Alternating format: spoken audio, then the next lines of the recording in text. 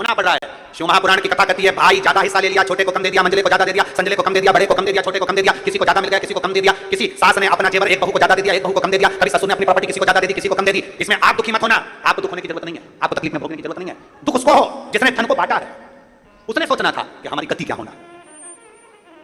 उसको सोचना था हमारी गति क्या है। अगर 4 लड़के हैं बराबर का, 4 बेटियां बराबर की, 5 बेटे हैं बराबर का, 5, यहां तक शिवपुराण की कथा कहती है, भागवत जी में यहां तक वर्णन आता है कि यशोदा मैया अपने लाला को जितना माखन देती थी उतना माखन दाऊजी महाराज को भी देती थी। मनसुखा आ जाता था, मनसुखा को देती थी, श्रीदामा आ जाता था, श्रीदामा को देती थी, जो आ जाता उसको माखन दे देती, जो सम्मुख में आया माता यशोदा ने अपना अपना जो भाग था उसमें से श्रेष्ठ श्रेष्ठ भाग सबको दे देती थी, बराबर का, कोई ज्यादा नहीं। शिव महापुराण की कथा यहां तक कहती है तुम्हारा बच्चा अगर बिस्कुट खा रहा है और उसका दोस्त आ गया ना तो पहला फर्ज मां का बनता है कि उसमें से आधे बिस्कुट उस दोस्त को दे, क्योंकि भोजन करते समय आया है क्रम सामने।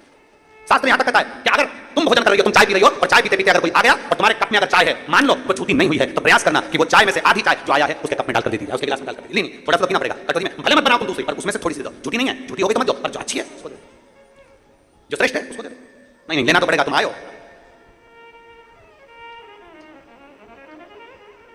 भोजन करते समय थाली में बाल आ जाए, भोजन करते समय एकदम खाते खाते गले में मिर्ची लगे